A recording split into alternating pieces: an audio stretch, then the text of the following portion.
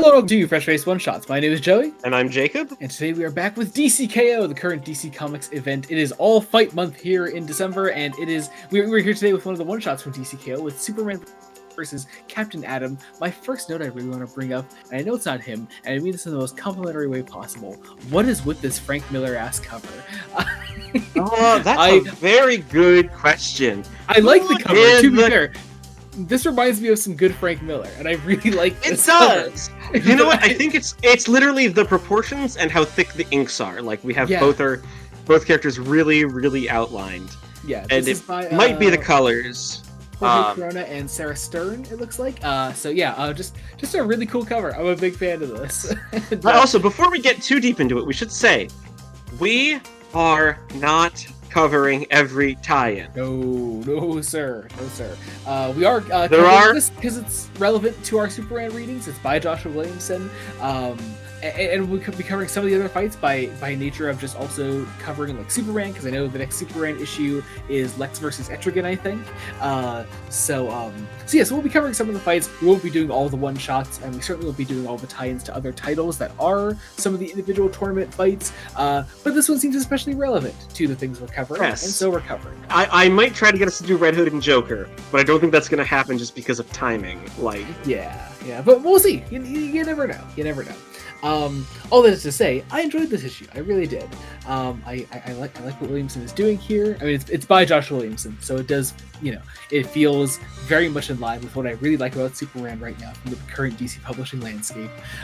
It also very much feels like a side step of what the main book is doing to like, because we're branching off with the main event in this tie-in is following Clark, while the book itself is mainly following Lois and Superboy Prime. Mm-hmm. But this is really interesting. Now you haven't read, I don't think, much Captain Atom before this. No. He's shown up a little bit in Suicide Squad. I think Wonder Woman as well. He was in from what we covered on that. But he's not a character you're super familiar with. But as Williamson does so well, he introduces you to a character, tells you who he is in like the first 2 pages, and just kind of goes from there. I like what Williamson does. It's hard to dislike Joshua Williamson when he does anything. This even less. I kind of like the. You can really tell that Alan Moore really wanted to use this character when writing Watchmen. Immediately I'm like, oh, okay, yeah, this is the inspiration for Dr. Manhattan, because always has been. Obviously, as we all know, Alan Moore wanted to use the Charlton characters and couldn't. I am really stuttering tonight. Jesus Christ. It's all good. I like where this picks up. I like that we have a direct offshoot from the main event as well. I like that we have Superman and Captain Atom being thrown right into their tournament round, into their tournament fight. Interesting that it's like 3 rounds, like classic 3 rounds. Like best 2 out of 3. I like this setup. Each one is like a different arena. The first one's Metropolis. We have on art here for the issue Sean Izakse, I believe is how you pronounce it. Great art here is for doing this total knockout battle here, because we're playing around with this idea of very much continuing on from what the main event is doing as well, with its sort of board game night with Clark, Diana, and Bruce. Real quick, you got his last name wrong. It's literally just Isaacs. Is it? Oh fuck. I was trying to look up to like, what else has he done, because I like the style. The first link is to his Twitter, and I'd never click on the link because I refuse to go on Twitter. It's pronounced Isaacs or Isaacs. Like, that makes so much sense. Thank you, man. That's great. Anyway, but great style for these fights. We're playing with that idea of Clark needing to make like some hard decisions, and Superman being Superman, trying to come up with the best possible option while not being the most realistic option. I like his idea that like we have here with these 2 forces clashing off each other. Captain Atom being a guy that immediately sort of leans into the no mercy aspect of it, and just being like, no, we need to like fight each other to the death pretty much. and Clark still being unwilling to do that. And I like the way that plays out here, because Captain Atom does get the first kill. I do like that our each round ends with a big KO behind the characters as the killing blow is delivered. I think that's a cool style. This round is in a different place, like, yeah, which is really interesting. I don't think it's maybe used to the best, to its, not the best, but like the most here. Especially as the rounds go on, I think the third round is probably the most vague in terms of time and place. It's not really like.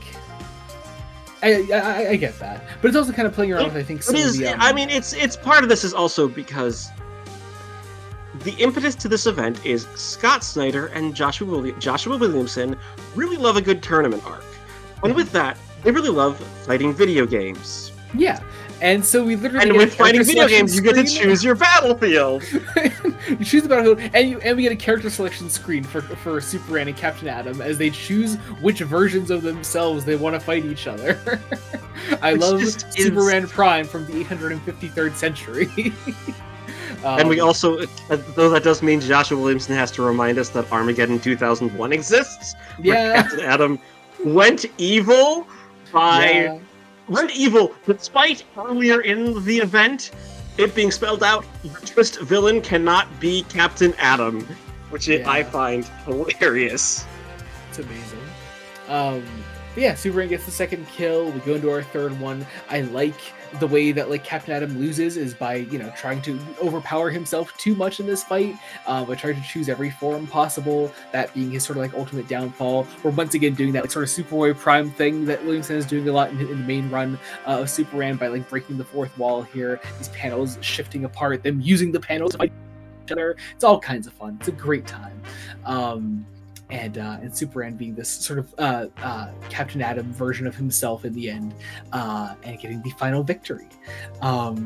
We do also get, I like this little epilogue scene at the end here, that sort of continues to expand on what we've been getting at the end of our main DCKO and Superman tie-in issues we've been covering, confirming what we kind of already knew, that like Booster Gold is Darkseid in this case. I'll be curious to see how that fully manifests in future issues, but yeah. He also seems to throw Time Trapper into a different reality, like yes, yeah. Which so interesting. Part